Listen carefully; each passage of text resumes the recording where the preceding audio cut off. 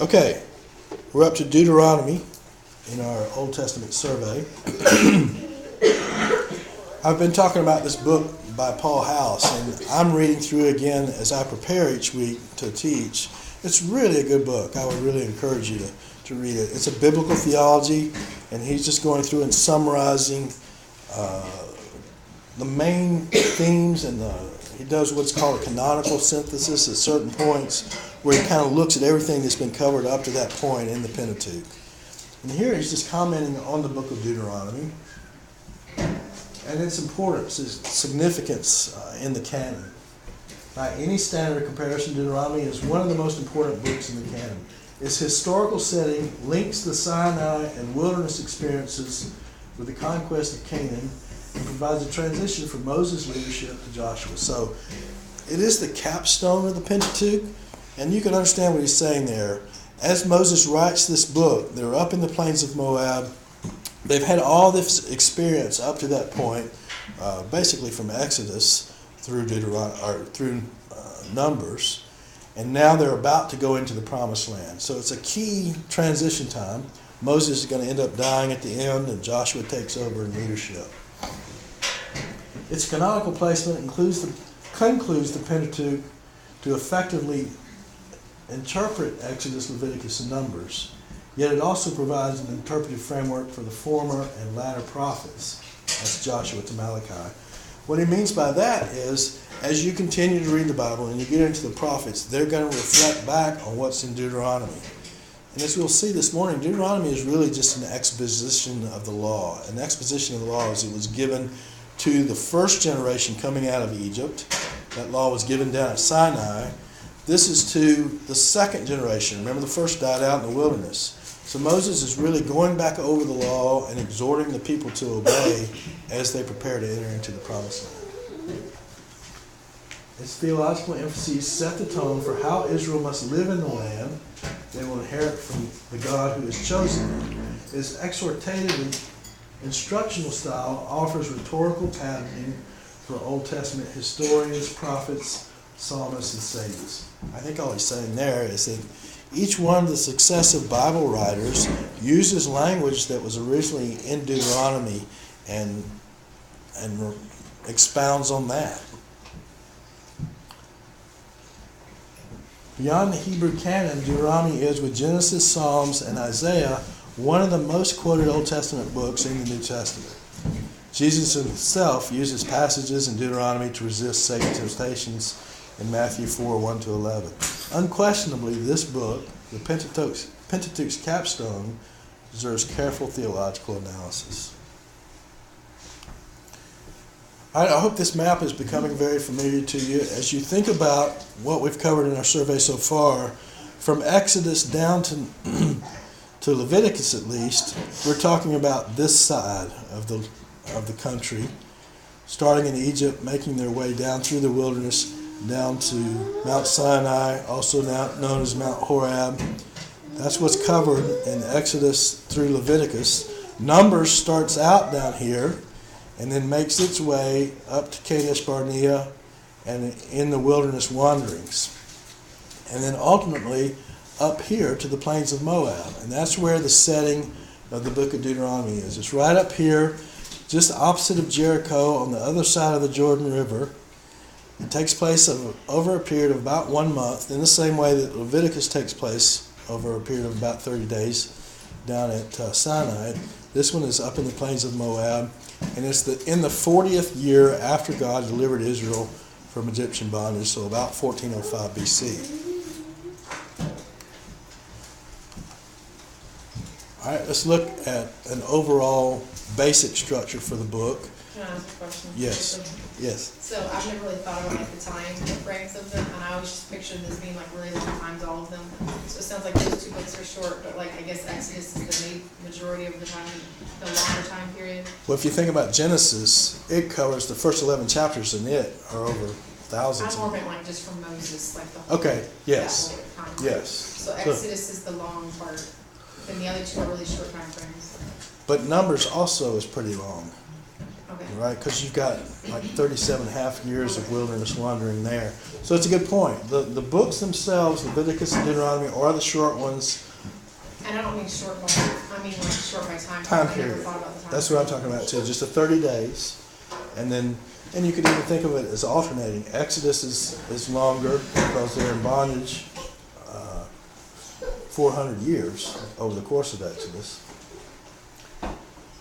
Deuteronomy and Leviticus are the shorter one. Numbers is the longer one because of the wilderness wanderings.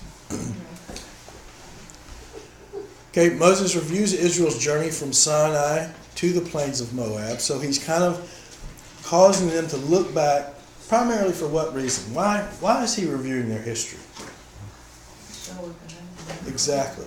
To remind them of what God has done for them. This whole book is about exhorting Israel to keep covenant with the Lord and to love Him in the same way that God has loved them. And so God has done so much for them by this point. Starting in Egypt, all through the wilderness wandering, the way that He's provided for them, the way that He's delivered them from stronger nations. And Moses starts out by reviewing all that in the first 4 chapters. Moses is the key figure here. He's the one who's basically speaking all the way through the book. At times he's speaking the Lord's words, but these are his messages to the people. In the second section, from 5 to 26, Moses reviews and expands the law. I think I should say expounds the law for the new generation. Remember, the first generation died out in the wilderness because of their disobedience. So there's a real need for these that are born during the wilderness time and are now of age to be able to hear God's word and prepare to take the promised land. Moses reviews Israel's covenant relationship with God in chapters 27 through 30. And again, we did the covenant series before we did this. That really helps us as we look at the book of Deuteronomy. We talked about the fact that the whole book is really a covenant document with this new generation. And we'll go over that again this morning. But in 27 through 30 are things like the promises of blessing for obedience and curses for disobedience, and just a real exhortation to keep covenant with the Lord. And then the final ministry of Moses in chapters 31 to 34, where he teaches them a song that serves as a witness against them in Deuteronomy 32, and then his death is recorded in Deuteronomy 34. All right?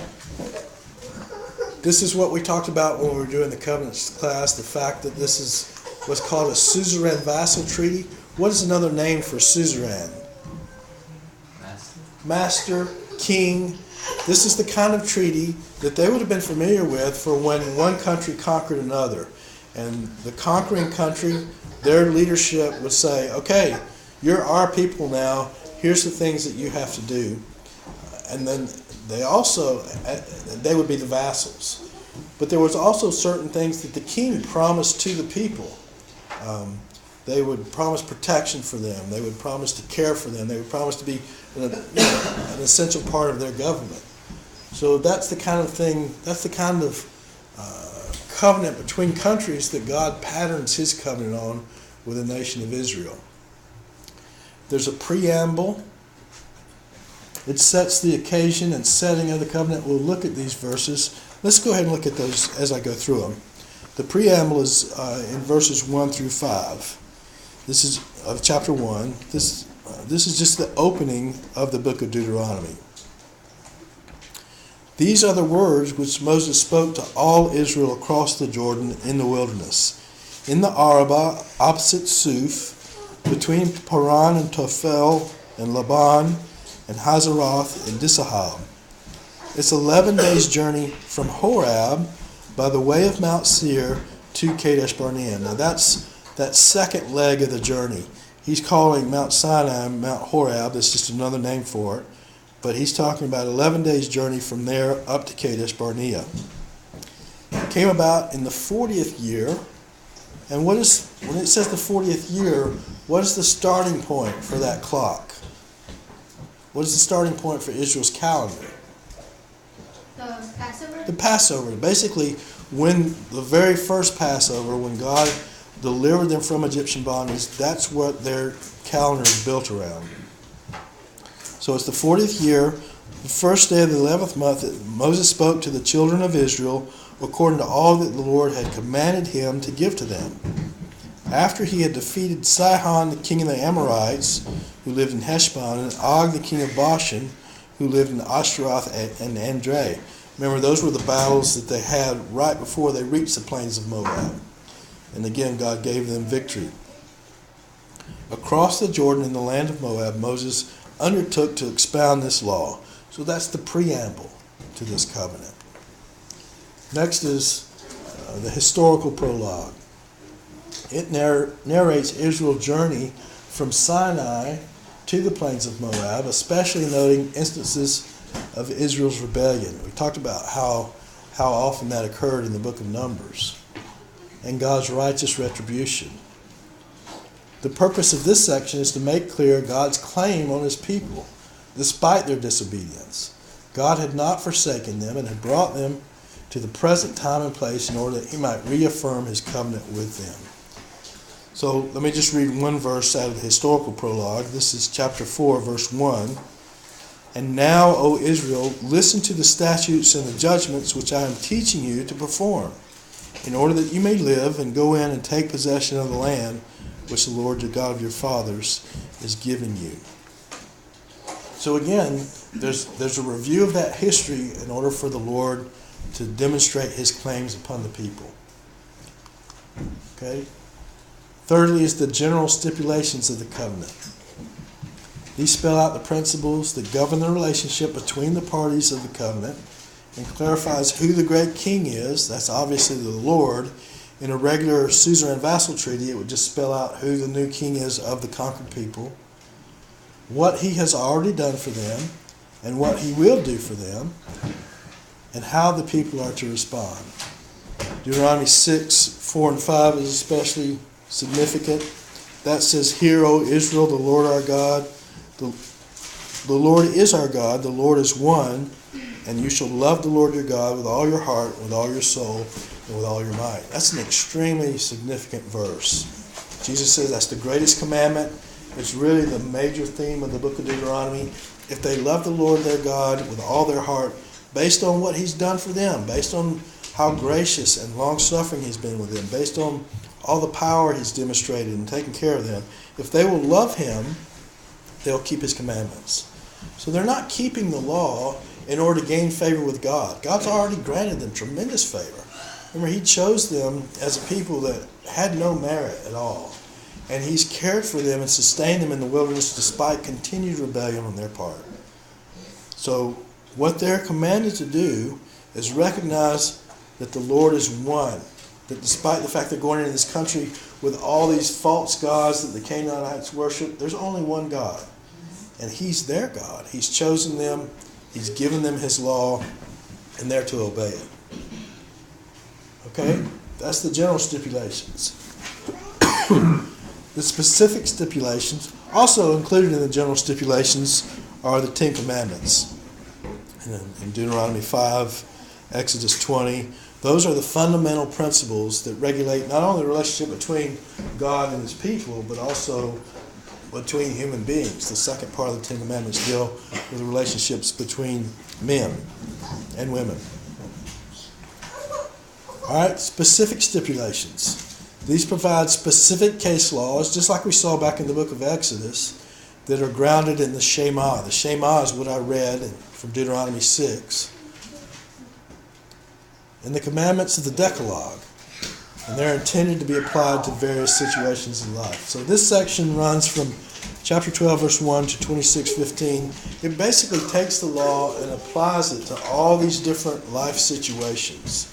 And again, we saw very similar to that in the book of Exodus.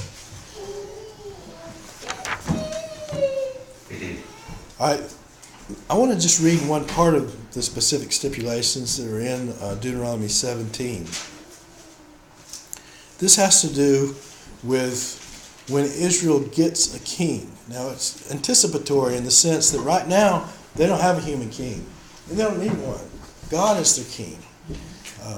But they know, God knows, that they're eventually going to ask for a king. And here's the stipulations for that king. Deuteronomy 17, beginning in verse 14. When you enter the land which the Lord your God gives you, and you possess it and live in it, and you say, I will set a king over me like all the nations who are around me. And in fact, that's what happens. Israel subsequently sees that all the other nations have kings. They want a king. They want a king to have somebody to lead them to go out to battle. It seems an odd thing because God has already demonstrated that he will give them victory in their battles against other nations. But that's what they end up asking for. God grants them that request, but here's what he says. When you ask for this king, you shall surely set a king over you, whom the Lord your God chooses. So God's not just saying, okay, you want a king, have a king. I don't want anything to do with that. He's saying, you've got to take the man that I appoint. One from among your countrymen, you shall set as king over yourselves. You may not put a foreigner over yourselves who is not your countryman. Why would that not be a good thing to do? Isaiah? Because he wouldn't listen to God, and he wouldn't have all the, like, obey the statutes and stuff. That's right. He wouldn't have the law, right? And he would most likely lead them in a way that was different from what God was instructing them here. Moreover, he should not multiply horses for himself, nor shall he cause the people to return to Egypt to multiply horses, since the Lord has said to you, you shall never again return that way. Neither shall he multiply wives for himself, lest his heart turn away, nor shall he greatly increase silver and gold for himself. So there's 3 prohibitions there. They can't multiply horses, these kings. They can't multiply wives, and they can't multiply silver and gold. Why those 3? Why would the Lord not want the king of his people to multiply horses? He wanted the people to trust in him rather than his army, his military might. And again, these are things that the other nations did. They did multiply horses. All right? He said, don't multiply wives. Now, as we read through the rest of the Old Testament, we see that there are kings, David, Solomon, others, that have multiple wives. Why? What in particular is he commanding here not to multiply wives? Why is he commanding that? So that the wives don't give you like influence. Influence for what? Say, oh yeah, come on, let's go worship these gods. Okay, exactly. Especially foreign wives who are not part of Israel, that they would lead the king away from the Lord. And then the third thing is not to multiply silver and gold. Why would that be? Same thing where you trust him. Same thing. The Lord wants, he wants his people to trust him. Now he's going to prosper them and they're going to have everything that they need. But it's always human tendency that when wealth is multiplied, you come to depend on that wealth. And you kind of hoard it and protect it. And he doesn't want them to do that. Now, what's interesting is that as you read the last part of 1 Kings 10, the first part of 1 Kings 11, Solomon violates every one of these. He talks about how gold and silver were multiplied. He talks about how horses were multiplied. And he had marriages with many foreign wives, it especially emphasizes, that did indeed lead his heart away from the Lord, just like that was the fear. Okay? It shall come about when he sits on the throne of his kingdom, he shall write for himself a copy of this law. He's talking about, in essence, all of Deuteronomy, on a scroll in the presence of the Levitical priest. And it shall be with him, and he shall read it all the days of his life, that he may learn to fear the Lord his God by carefully observing all the words of this law and these statutes. The king of Israel was different from the kings of the nations. They lorded it over their people. They lorded their authority over the people. And this king was to serve the people. He was to serve the people by knowing the law himself, by practicing the law, by doing justice for the people. Verse 20 says that he's to know the law, that his heart may not be lifted up above his countrymen, and that he might not turn aside from the commandment to the right or to the left, in order that he and his sons may continue long in his kingdom in the midst of Israel. And again, that becomes the standard as you look at the different kings through Israel, is how much they were like their father David and whether or not they walked in the commandments of the Lord. But all this is laid out before they enter the promised land and before they even have the first king.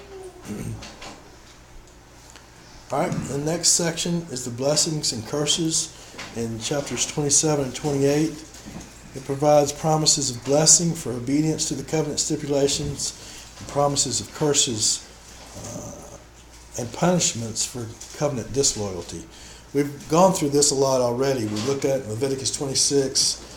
We also looked at it in Deuteronomy 28. Finally, there are witnesses. Now, in a covenant that was made between countries, they would draw up the covenant and they would have witnesses between the two parties. Basically, making them commit to keeping the covenant. Well, in the Lord's case, there is no greater authority than he is. He doesn't need witnesses in the same way that a man-to-man kind of covenant does, but he still provides them. Listen to this in Deuteronomy 30, verse 19. I call heaven and earth to witness against you today, that I have set before you life and death, the blessing and the curse. So choose life, in order that you may live, you and your descendants. So one witness is all the heavens and the earth. That's what the Lord calls as a witness of this covenant with his people. Another witness is the Song of Moses that Moses teaches to the people in Deuteronomy 32.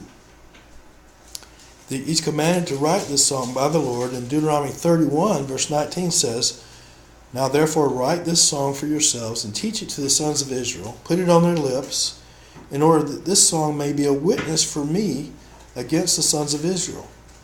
For when I bring them into the land flowing with milk and honey, which I swore to their fathers, and they've eaten and are satisfied and become prosperous, then they will turn to other gods and serve them and spurn me and break my covenant. That's fascinating to me. They, on the one hand, have a legitimate choice, I think, between life and death. They can choose to obey the Lord, to keep his covenant, and have great blessing as a result, or they can rebel against him and be punished.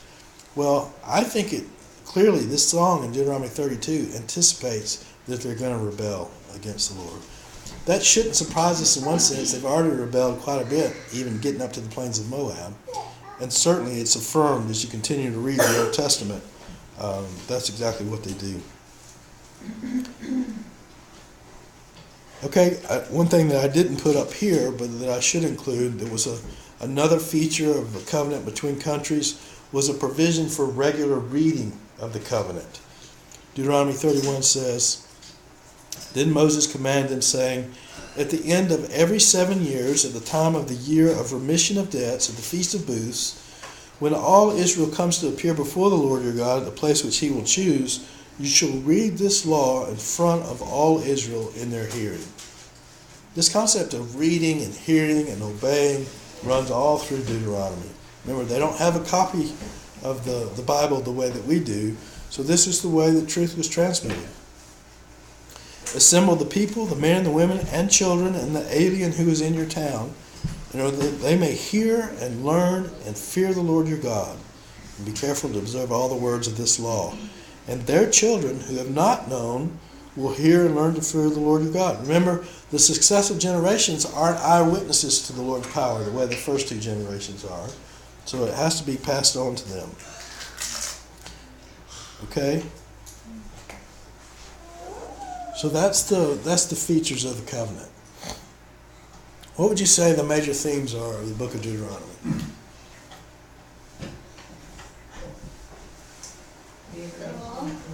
Reiteration of the law. The word Deuteronomy actually means second law, and it is an expounding of the law to the next generation. What else?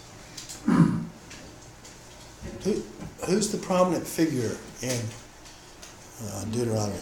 Moses. So the ministry of Moses, I think, is a major theme here.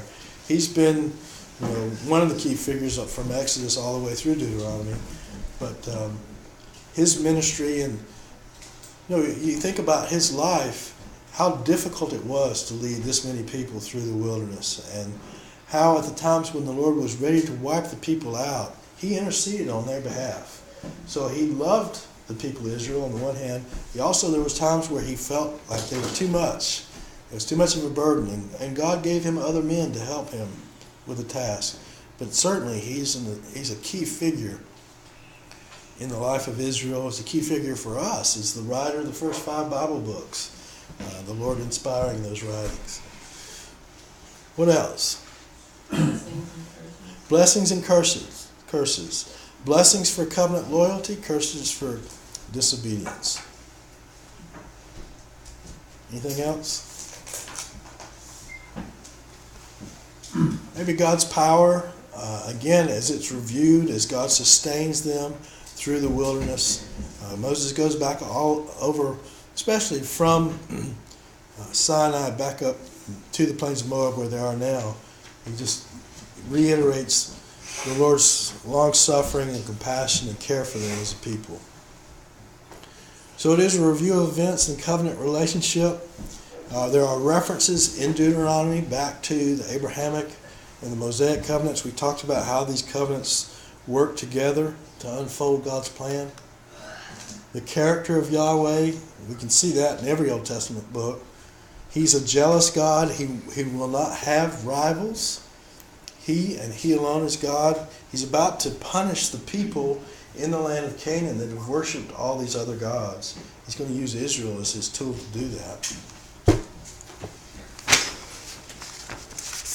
He is both near and transcendent. He's near in the sense that they've heard His voice. They've seen Him in the pillar of cloud by day and the pillar of fire by night. So the people know that He's among them, but He also, He can't be approached flippantly. Only the high priest could go into the Holy of Holies where the Lord dwelt over the tabernacle, over the mercy seat. So He's both of those things. He's faithful, He's loving, He's gracious. He brings judgment. We've seen already in the other books that we've looked at how He brought discipline to the nation of Israel when they rebelled against Him. He didn't completely wipe them out, but He certainly disciplined them. We see the requirements for Israel as spelled out in the law. They're to fear and love Yahweh. They're to keep His commands, hear and obey. We talked about the fact that blessing for obedience, punishment for disobedience. Possession of the land. All of what Moses is doing is preparing for them to go into the promised land and take possession. That's what they'll do in the book of Joshua. And as we said already, this is the end of Moses' leadership. Joshua is well qualified to be the new leader. He's kind of been Moses' right-hand man through a lot of Moses' ministry. Joshua, as we'll find out when we get in the book of Joshua, is an excellent military leader. He's able to basically do 3 campaigns where in the first he cuts the country in half. Then he sweeps down through the south and conquers those cities before turning back north to conquer the cities in the north. He breaks all the initial resistance, and then each of the 12 tribes are responsible to go up and root out the rest of the inhabitants. Okay, how would you summarize the purpose or the message of the book of Deuteronomy, Isaiah? The renewance of the law before entering the land and the death of Moses. Okay, very good. That includes some essential themes there. It's the renewal of the law before entering the promised land and the end of Moses. That's the way that you want to kind of think of a purpose statement, is just to include as many themes as you can and just to kind of summarize in one sentence what the message of the book is. Here's another way to do it. Moses exhorted Israel to be faithful to the covenant God made with her at Sinai so that they might go in and possess the land. So that includes Moses and the covenant and the land. Just a different way of saying it. All right, we talked about the Deuteronomic covenant. It was a renewal of the Mosaic covenant with a new generation. It spells out who Yahweh is, what He's done, and what He requires of His people. Blessings for obedience, curses for disobedience. It promises also that despite their disobedience, God will not forsake His people. Even like we saw back in Leviticus 26, even after they go through all these curses that God is already anticipating that they'll go through, God promises restoration.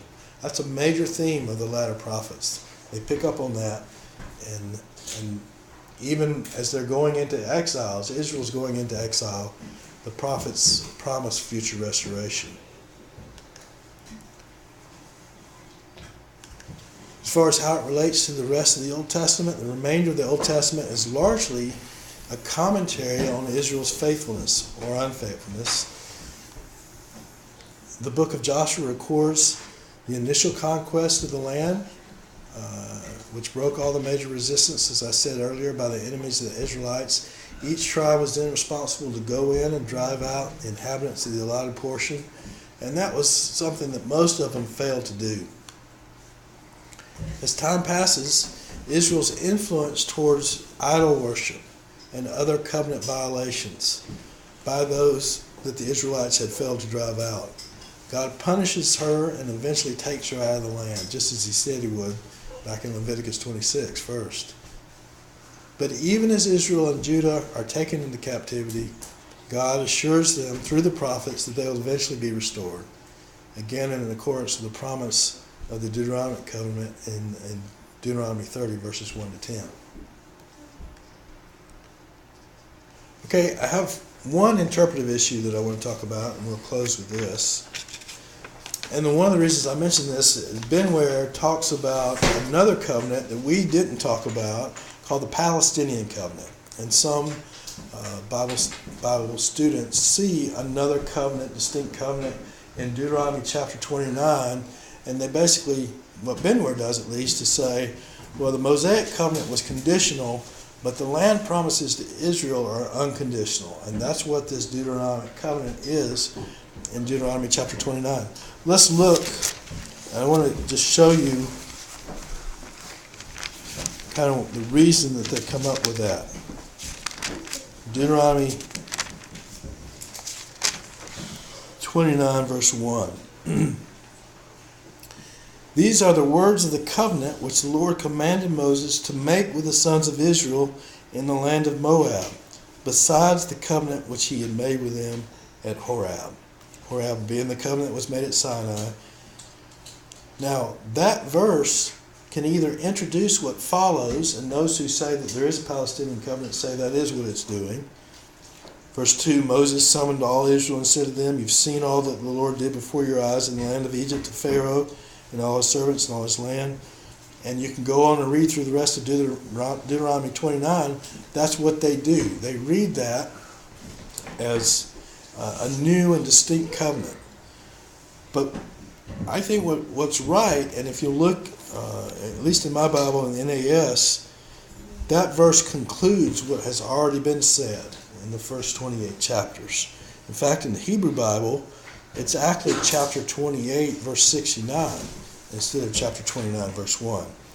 Notice where it says, these are the words of the covenant which the Lord commanded to Moses. Well, that matches up with what's written in the very first chapter and that we read earlier in Deuteronomy chapter 1, verse 1. These are the words which Moses spoke to all Israel across the Jordan in the wilderness.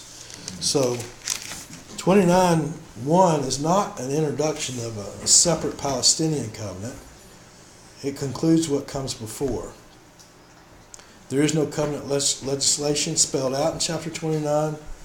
The covenants referred to in chapter 29, and this is verses 9, 12, and 14, have to do with the Deuteronomic covenant itself and the Mosaic covenant in verse 25. There are no later references in the Old Testament itself that speak of any Palestinian covenant. So I disagree with Benware here that this is a separate and distinct covenant. I think it's just part of the exhortation to keep the covenant that God has already spelled out with Israel in the book of Deuteronomy. All right, so next week we'll look at, we'll do an overview of the historical books, and then we'll do the first one of those in the book of Joshua. Any questions about anything that we covered? I know this Deuteronomy we've already looked at quite a bit from our covenant study, but you guys have a good handle, I think, on the themes of it, so